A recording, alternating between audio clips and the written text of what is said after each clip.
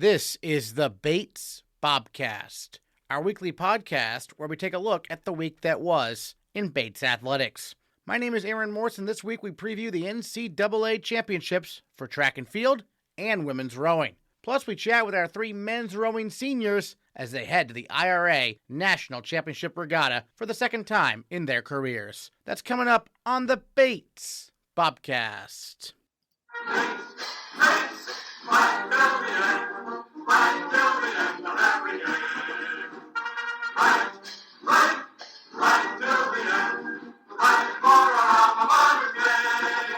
Junior Elise Lambert had a big week for the women's track and field team. In addition to being named a NESCAC Spring All-Academic selection, Lambert dropped nearly 3 seconds off of her best time in the 800 meters last Thursday at the Tufts National Qualifying Meet, coming within 0.02 seconds of the Bates record and rising to number 4 in the Division III national rankings. She is competing at the NCAA Championships in the 800 starting this Friday at 4 p.m. with the final set for Saturday at 1:50. Her head coach, Jay Hartshorn, joins the Bobcast to preview the meet taking place in Greensboro, North Carolina. Yeah, I think, was pretty motivated last spring and summer to get good training in. It's just a part of her life, which it is for most middle distance runners. So I feel like a lot of people actually made some good progress. On sort of a side note, we had some freshmen come in with some injuries, and we were a lot more careful with them than we normally would be. Just in terms of we knew we weren't competing in cross country, so let's take our time. And a lot of them had really good spring track seasons. So I think she just was, just motivated. And, there was parts of cross country in the summer, we thought, well, maybe, and then there was fall, well, maybe winter. So if you're competitive enough and there's always that, well, maybe, I think it really helped. So for her, she just had a really big base, I think, going in to what actually ended up being our season. And one thing that was kind of interesting is we didn't think she was going to be able to compete in the first meet because we just didn't think she was ready. And then all of a sudden she was. She missed just a couple days more than we thought. And then her first meet, we were like, whoa, that was really good. And that she ran the 1500, which she normally maybe has one other time at Bates.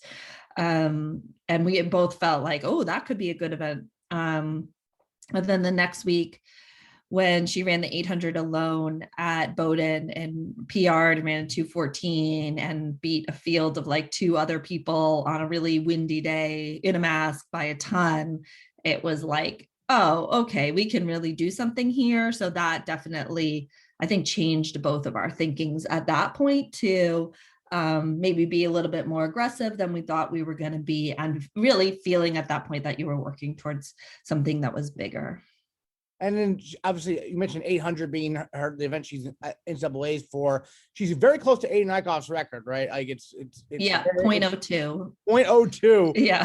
And Aiden Eichhoff, another runner who also did cross country. How does she and Elise kind of compare as kind of athletes and people, perhaps, in terms of runners through the years here for Bates? It's obviously a logical comparison, and it's one that I know Elise makes. So she was super happy to get so close to that time. It's interesting because when Aiden ran that 2:10, she was a senior, and I know feels like maybe she left a little on the table because we did not run that at nationals that year. She had run the 800 so many times at nationals, and this was outdoor track, and it just seemed like, hey, let's just do something different. And that led us to running the 1500. So she never really had that stab of breaking 2:10, which would have been the goal.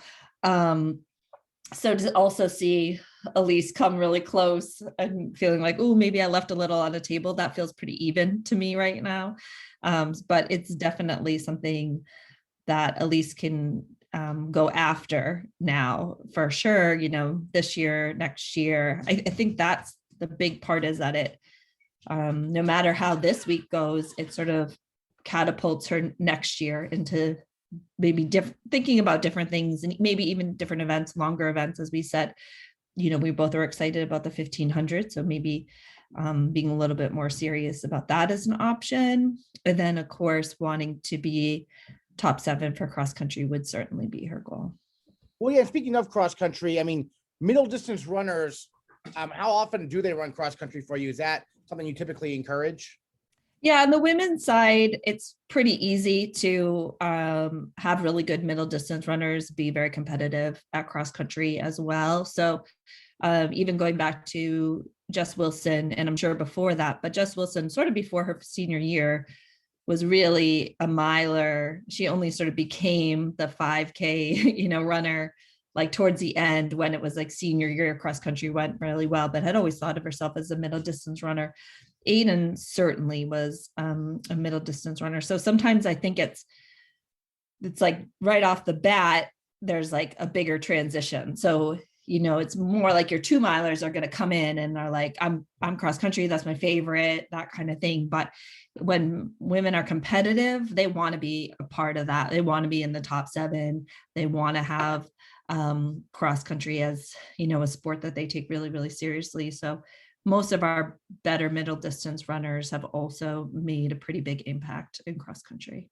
It seems like Elise is just a really versatile athlete overall, right? I mean, she's participated in some jumping events as well, right? The high jumping. Yeah, we sort of keep forgetting about that. And someone asked her the other day at the meet, like, you still got a high jump? And we were like, oh yeah. I mean, it made no sense to obviously high jump this year. And part of it was she had a foot injury in probably December, January that we didn't even really think much of because it wasn't when she was here. So it was like, oh, I'm not really training. By the time she got back, she was full training. So, but I was like, well, if you hurt your foot, there's no way we're going to let you jump. But she also, she was second at NESCACs in the 400 hurdles as a freshman. And that made perfect sense because Aidan was running the 8. You wouldn't put them both in the same race. And then last year it was clear we weren't going to use her as a 400 hurdler because that's when 3 out of 4 legs, or actually 4 out of 4 legs on that 4x4 that made nationals, they were all 400 hurdlers. So we were like, sorry, Elise, we don't need you to 400 hurdle now either. But I think she could probably make nationals in that event. The training's really similar. What's your process when you have someone like that in terms of deciding what events to have them go in? Because it is a delicate balance, isn't it? Yeah. And sometimes it's like, a lot of it is what they want too, is their choice. So Jess Wilson's a really good example. I think she could have maybe won a national championship in the steeplechase, but she had a little bit of a back thing because she was a steeplechaser up until her senior year, but her back had been bothering her a little bit. And so it was like, oh, that's probably not the best event for you. So let's go and try something different. And with her, it was really funny. We could not figure out the whole year whether she was a 1,500 meter runner or a 5K runner. We just didn't know. And then we got to nationals and decided to do both. Right. But that they get to pick. Aidan talked about it a little bit. Do I want to do both? And then we decided to do one. So yeah, if Elise all of a sudden was like, I want to be a 400 hurdler, then we would support that. Awesome. And then and team as a whole this year, how did everyone kind of handle things? I saw on social media, at least seems like the steeplechasers were having some fun on there. I'm not sure. Right. But how the team handled things overall this outdoor season? Yeah, the steeplechase, that was funny. We just all of a sudden everyone's like, I want to try it. And it was like the boost everybody needed. Everybody thought it was fun to sort of watch them and see how they were doing. I was really, really impressed with the progress that we made this spring. It was extra challenging because we went from lockdown to missing our first meet by one day in terms of reacclimation and all that kind of stuff to okay, here you are, these are your only chances. So all around, I actually thought our performances were a lot better than maybe I thought they could be, considering not only did we arrive late and we weren't practicing every day because of facilities, but then we got to the point where it was like, oh my gosh, and now we're missing almost 2 weeks of practice. And that's a lot. So I really thought we accomplished a lot.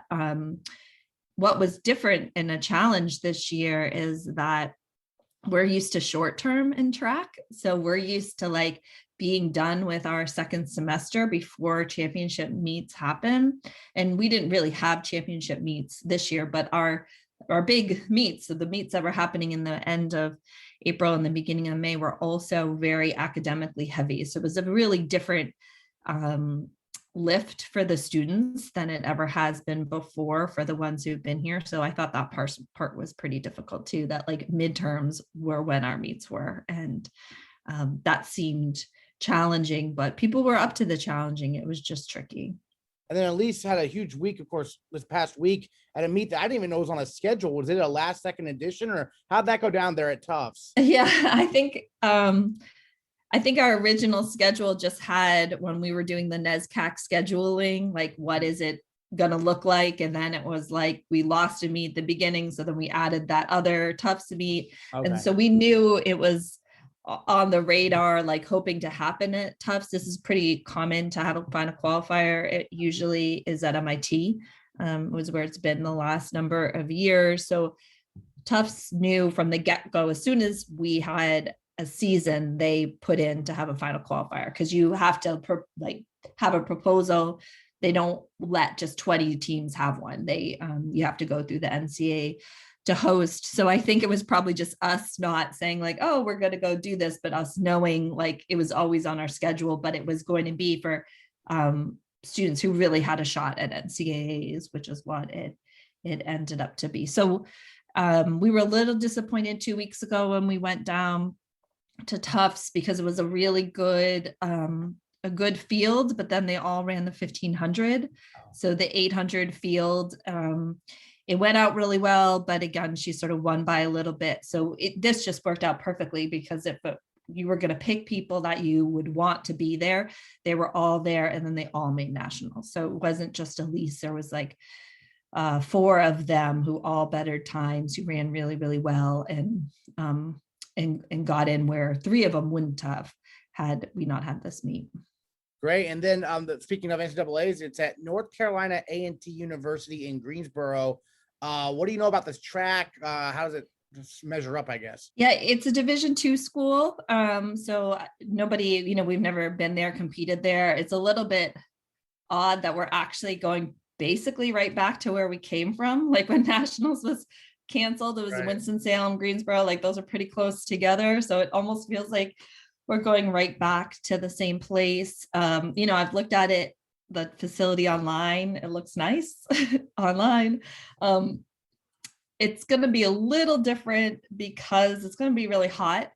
It can be hot. When we were in Wisconsin a couple of years ago, oh my goodness, watching them run the 10K at like noon was just brutal, but it definitely is going to be hotter than it's been up here. It won't matter for an 800 runner. That will be fine. But and I think what will feel weirdest, although they are allowing fans, that's up to, each venue to sort of manage that with the state, with the rules. But when you go to like the Midwest, there's so many fans that were in driving distance. And so those stadiums are like a little bigger. So I don't really know how much people are going to travel, to go to this particular meet. But it's also been our meets have been fun because since there haven't been a lot of fans, the students have been very, very like engaged through it. So even being at Tufts last week when there were no fans, the people who love track are the ones competing. They're all there, and everybody was very, very into like what was happening in the venue. And I assume that the student athletes who were there for other events will be the same, just very like excited about watching the meet. Excellent. Well, Jay Hartshorn, thank you so much for previewing the NCAA Championship with us, and hopefully at least can bring home some hardware for the Bobcats. Really appreciate it. All right. Thank you. In men's track and field, senior captain John Rex is seated 8th among 17 competitors in the men's hammer throw competition, which will take place this Saturday starting at 10:30 a.m. Head coach Al Fereshetian previews NCAAs. Coach, John Rex picking up where he left off, it seems like, with the hammer throw. I know it had been a while, especially outdoors, but what was kind of the process like? I know you just came from a practice session with him. What's been the process like working with him during this unique time, if you will? Yeah, well, first of all, got to take my hat off and give all the credit to Johnny because he's been absolutely exceptional throughout this whole time. I mean, he was one day away from competing at the Indoor National Championships in the 35-pound weight when we found out we had to come back and lost that opportunity, and he was ready to go. But to his credit, I don't think he's missed a beat the entire time through. He's you know. Was incredibly thorough with his training and preparation throughout the course of the summer, and even in through the fall and right up until right now. I mean, he hasn't really missed a beat. He's looking great. I think right now what he's trying to do is try to find his rhythm and just go in there and have some confidence and have some fun. And I am looking forward to seeing some good things. What has made him such a good hammer thrower in particular? There's obviously multiple throwing events that he's participated in at Bates, but hammer throw seems to be his best. He's an amazing athlete. He's not the biggest guy in the world. So, relative to a lot of throwers out there, he's pretty much undersized, but he makes up for it with quickness and athleticism. He's capable of doing a standing backflip, and there aren't a lot of back throwers that can do that. And it's kind of exciting to see that from time to time, and I saw that prior to his enrollment at Bates. I said, I think we can work with that. And definitely, it has shown up. He's extremely quick and explosive, and just that overall athleticism. The hammer is such a technical event, and it's so fast and it's so quick that those are skills that really carry over very well to the hammer. And him being a senior captain, obviously there's some younger throwers coming up through the program. I know he's been working with them a lot, and they've been pushing him, right? Oh, absolutely. It was fun this spring when we started to get into competition. He wasn't winning everything, and the only people who were beating him were guys on his own team. So he had to be, he had to realize he had to be ready to go. And of course, he did fine in the hammer. That's his primary event. But it was nice for him to get challenged in the shot and the discus, and it brought the best out in him too. So, what are you the most looking forward to seeing on this trip down? Well, I believe North Carolina is where you're going for NCAA. Is that right? Yes, heading to Greensboro, North Carolina, and I'm just looking forward to having this trip that will seem somewhat normal, and in a year that's been anything but normal, and kind of picking up where Johnny left off. We were at nationals, and it'd be just appropriate for us to finish at nationals too, and this means the world to him, and I just want to make sure that he goes out there, has fun, and enjoys the moment, can be present, in the moment, and just really kind of respond to the competition and enjoy the whole process, nerves included. He seems to be a very thoughtful athlete. I mean, I've talked to him a lot on the Bobcast, and he really has a lot of things to say in terms about his process and preparation. How have you noticed that thoughtfulness part of him come through? Well, he just cares. Johnny's one of those guys. He just cares. He cares about everything he's doing, and he loves to throw. So he cares tremendously about that. I mean, he's diligent at taking notes. He's diligent at reviewing video. He's working on trying to figure out those cues that he's going to take into competition on Saturday, and stay focused on that. So he's really, one of the things I've always hoped to have in an athlete is I want my athlete to be a student of the sport. And Johnny typifies that to the nth degree. In terms of the great throwers you've coached through the years, I mean, how proud are you to see that continuing here, with John? And then it seems like the younger guys, I talked to Liam, he said, there's gonna be pressure on me next year to make NCAAs, right? Well, and certainly in the case of Liam, he's taken some huge steps this year. Yeah. And if he takes another step like that next year, he'll be right in the middle of things. And yeah, we've got a great younger squad that's coming up that I think Johnny's had a huge imprint on. Jacob Goff is going to be an outstanding thrower. James Guiney's really doing a super job. Saw tremendous development out of John Everett this year. So the squad's going to be good moving forward. So we're excited about that. But, I think with Johnny, keep this in mind. I mean, with all the great throwers that we've had, he broke the freshman record in the hammer throw. And that's records that you go back and you look at the names of Pless and Enos and even guys like Noah Gauthier and Jamie Soller that were great throwers. He's the best thrower we've ever had. And had he had a normal course of 4 years, there's no question in my mind that he would be leaving right on top of that list. And I still think he has a great shot to do that. So hopefully things come together at nationals for him. Well, I was going to say he's top 10 right now, and PRs can occasionally be, kind of difficult to achieve at nationals, but it'd be sure good timing, wouldn't it? Right? Yeah, it would be, and he's due. He knows he's capable of throwing significantly farther. We've seen it. And I think, the fact that he's a senior, the fact that the clock is running, it's one of those perfect storms that could bring about, an outstanding performance. So that's what we're hoping for. Great. Well, any other thoughts you want to share about not only, John Rex and what you're hoping for to see this upcoming weekend, but also just about the team and the year you had in general, kind of? Yeah, I think we kind of had a sort of a end of the season event last week, and we had a chance to talk about a lot of things, with the team. And I think the overwhelming impression that I have when looking back on this year was how well our guys handled the circumstances and worked through all of the setbacks and the disappointments and the uncertainty and all of it. And they just hung in there and battled all the way through. And, and I think as a result, they're, in the end, they're going to be a lot better people for the fact that they could have, and I'm speaking specifically to the seniors right now. I mean, the seniors could have really checked it in. Or, and just kind of rode out their time here at Bates, realizing that, their competitive opportunities were not going to be the same or as significant as they would have anticipated. But none of them did that. And they all just, they all stayed engaged. They all had a great attitude. They all helped the younger. They recognized their legacy was probably going to be what they were able to leave with the younger groups, younger athletes coming back. And they really did a super job. So I'm really impressed with this group. I think at times, I think it was a team effort. I mean, at times, maybe our coaching staff and maybe me at times were able to motivate them. But I got to be honest with you, there were times when they were hugely important for motivating us too. So, from that perspective, we got through it. We got through it, and we're looking forward to seeing some bigger and better things on the other end of it. Great. Al Fereshetian, thanks so much for joining us, previewing the NCAA Championships. John Rex going for an All-America honor in the hammer throw. Thanks again. Thank you, Aaron.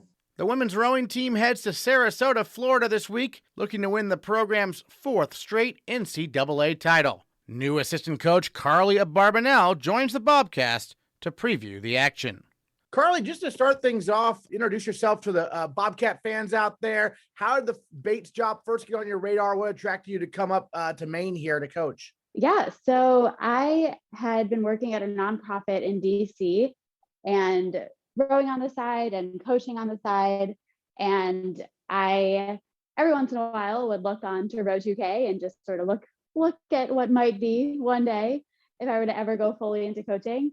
I always said if the right job comes along, I would. And then all of a sudden, one day, I look on Row 2K when I'm really, really needing a break from nonprofit work. And there was this Bates job, and I applied, and turns out I was at the end of the process, and I made it right in, and it was a perfect fit, and seems like it was definitely the right decision.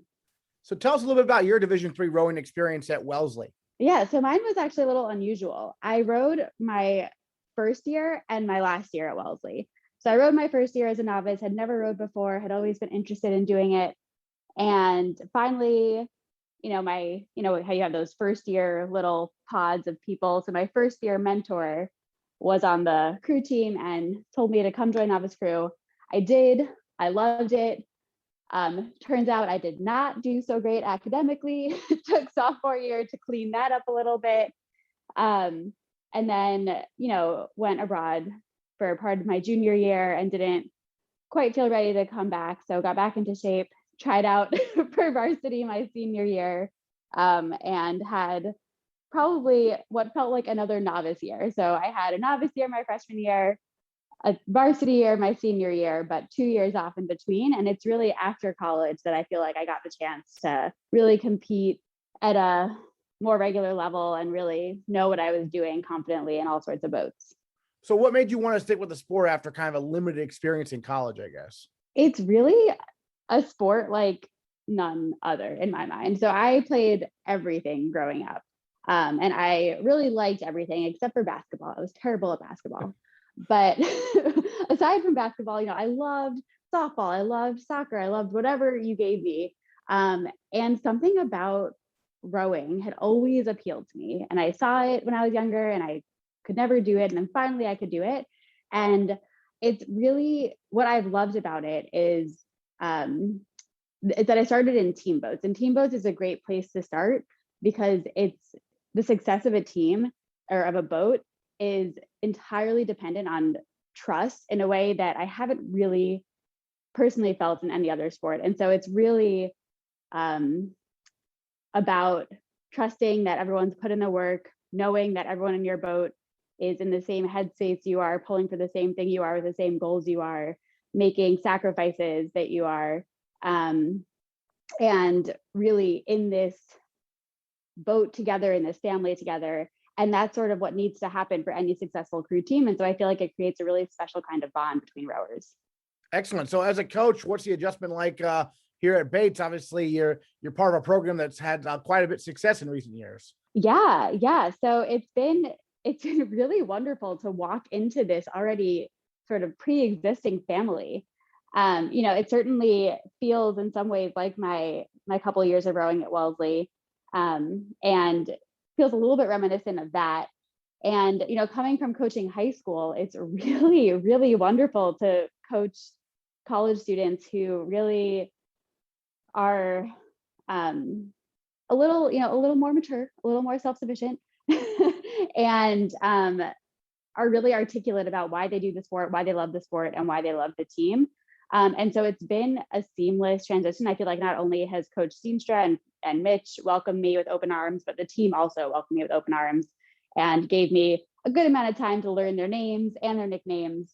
And I think I've got most of them down by now. You're currently in Florida. Obviously, NCAA is coming up this weekend. What are some thoughts on the NCAA Championships? Is this your first trip to NCAAs?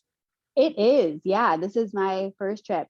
So very exciting. I'm really excited to be here with Bates. I think that we're really grateful that this was able to happen after a year where everything was canceled and coming off a season where our full team was not able to get on the race course together as we usually do.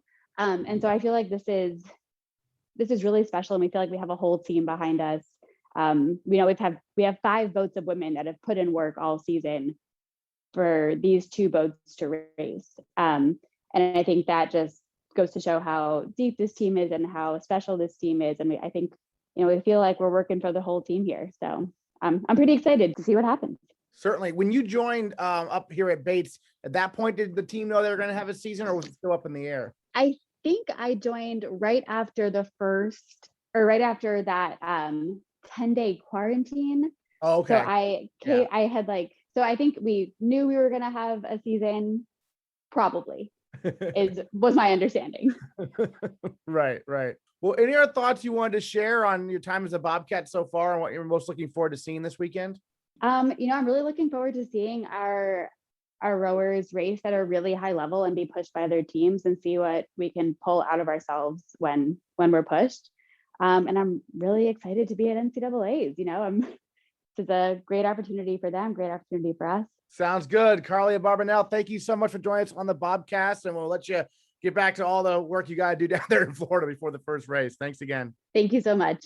For the men's rowing team, the IRA National Championship Regatta not only gives the Bobcats a chance to take on bigger schools they would otherwise never race, it also gives Bates a chance to once again give their foes in the NESCAC a run for their money. Seniors Kevin Downing, Jackson Cote, and Aidan Temperino were all there as first years the last time Bates went to IRAs in 2018. Previewing the IRA National Championship Regatta with 3 seniors on the Bates men's rowing team, Kevin Downing, Jackson Cote, and Aidan Temperino joining us here on the Bobcast. And it's kind of an interesting bookend to your careers at Bates, right? You started as first years going to IRAs and now returning to seniors. But Kevin, let's start with you. Take us back to your first year rowing in the 2V at IRAs. What was that experience like for you? Yeah, it is a really kind of crazy full circle thing that we get to go back again senior year. Freshman year, I think, was a very different experience. We were coming off like a really incredible season, a lot of successes along the way. And being at IRAs was really cool my first year because I had started rowing just like 6-8 months before. And so that was like just a really crazy experience, seeing all the kind of Ivy guys and the University of Washington who, send so many guys to like the Olympics and that kind of thing. And so it was just crazy to see like, such an elite level of rowing early on in my career. Well, you mentioned you just started rowing fairly recently. So how did you first get involved in the sport there before you entered college? Yeah. So I've got like a bunch of family members that rowed in college, I'm like a fairly tall guy, and it's runs in the family that like we're kind of built well for rowing, and they were like, yeah, you should try this sport out. I think you'd be good at it. And coming in freshman fall, I just fell in love with it, and it, just kept going from there. Terrific. And Jackson, I know you were an alternate last time at IRAs. What was that experience like, kind of being a spare, as they call it there at that regatta, and how excited are you to actually get to compete this time around, right? Yeah, the first time I went as a freshman, it was just it was an awe-inspiring experience. Going with Tempe as a spare, and then one of our other boatmates from that our freshman year, Jack Reed. It was just a very cool experience, and to be able to go, and the same thing as Kevin said, to be able to just watch and be in the same presence as all of those top tier rowers, the absolute best rowers in the world, was inspiring. It was crazy. And then going back this year, it's really full circle. It's a great end to my rowing career, and I wouldn't have it any other way. And Aidan, as a spare coxswain the first time around, what are some of your memories of that trip? There were definitely so many great memories. Really great trip all around, and it's amazing to kind of bookend that here this time. But definitely one of the most distinct memories I have is going to the coxswain meeting that we do before a race, and sitting in a row with the other two Bates coxswains next to the Yale coxswains, the UW's coxswains, and just having a really fun conversation with them, not even about rowing, just about life and things, and kind of making connections that way. So that's certainly one of the really fond memories I have looking back on that. But having gone through that experience last time, definitely know very much what to expect this time. And obviously this year is going to look a little bit different. Maybe not the same type of interactions like that, as I think we're doing the coxswain meeting on Zoom. But I'm still very excited for that experience and to get to be down there on the course. And Kevin, I understand this year, obviously no Ivies, right? I don't think at IRAs, is that correct? Yeah, so there are a few Ivies, but okay. Yale won't be there and Harvard won't be there. So kind of all of the seedings get moved up a couple, and Yale obviously probably would have won. And so definitely in like the grand final, there's going to be some change ups. And then for you guys, obviously have some strong competition in the NESCAC this year, close races there at NESCACs. Kevin, what are some of your thoughts on seeing some of these crews again, perhaps, right? Yeah, no, we're really going to love to take another crack at Trinity and Williams. We've definitely had a lot more water time since then. Kind of the lockdown early on in the season set us back definitely a few seconds.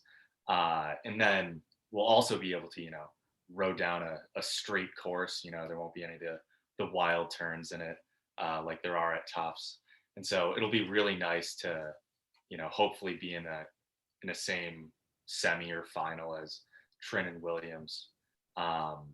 But yeah, we're hoping to surprise some people. That was kind of the thought going into the IRA the first time around, where no one knew about Bates, no one was expecting anything of us, and that's kind of the way we like it.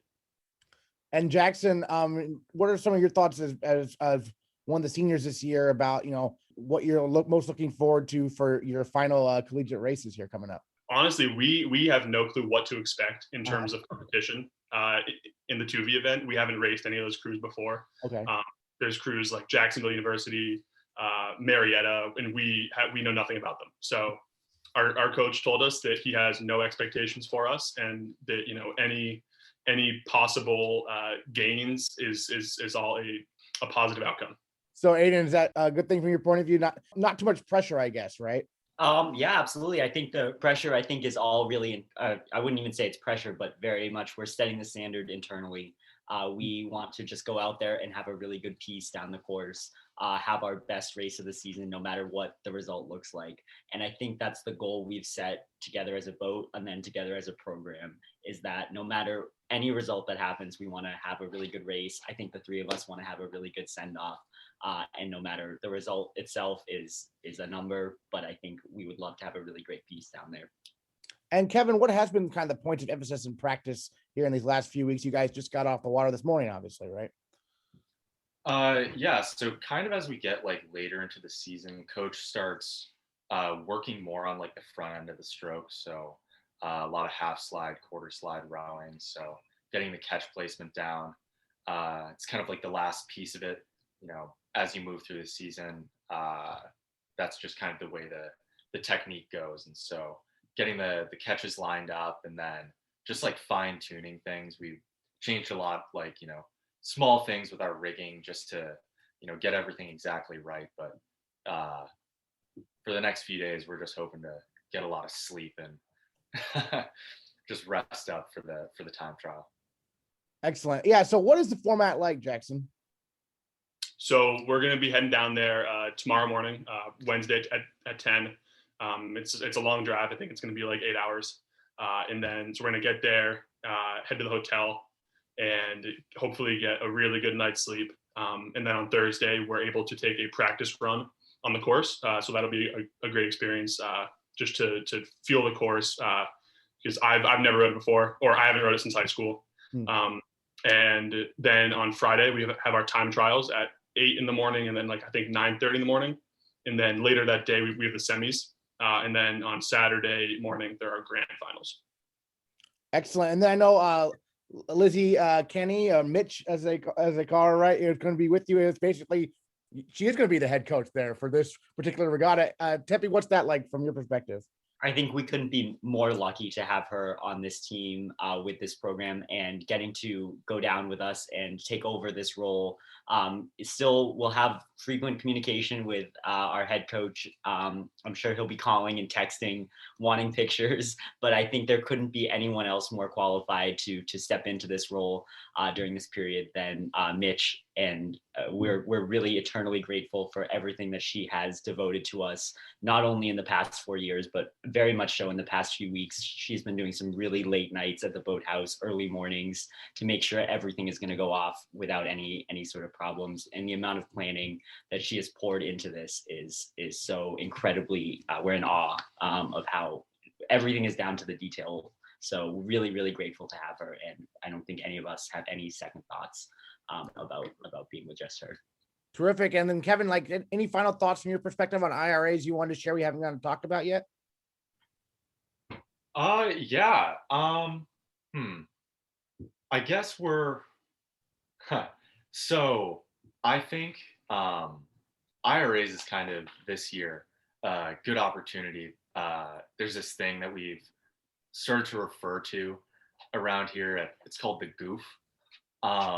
So like 2 years ago, after we had done IRAs the first time, we were like, all right, number one goal is to go back. You know, we got to prove to ourselves that it wasn't just 1 year, that we're actually, you know, this caliber of a team. And then kind of after that, we had like a bad result at the Charles, and it was like, you know, all right, we're definitely better than this. We know we're better than this. And so the goal was like, okay, we're just gonna surprise them. We're gonna goof them, right? They don't think we're good, but we actually are. And so I think IRAs right now is the time to complete the goof, where we're gonna prove to everyone, you know, finally that we're actually good. It wasn't just 1 year. We are, you know, an IRA caliber team, if that makes sense at all. That certainly makes sense. Jackson, what were some final thoughts on your perspective and from the IRAs you wanted to share? I'm just really grateful to have this opportunity to be able to race with my team one last time.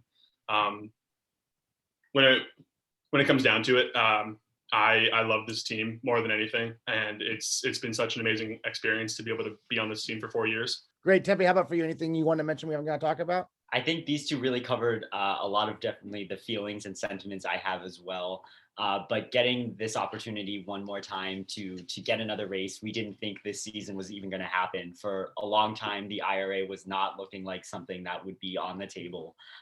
And we're really, really grateful for all of the hard work that our coaches have put in advocating to try to make it happen. All of the coaching staff across the country, and then as well as the athletic department here at Bates for helping support us and make this a possibility for 3 seniors to get to go one more time to the IRA. So I think we're really, it's coming from a place of gratitude.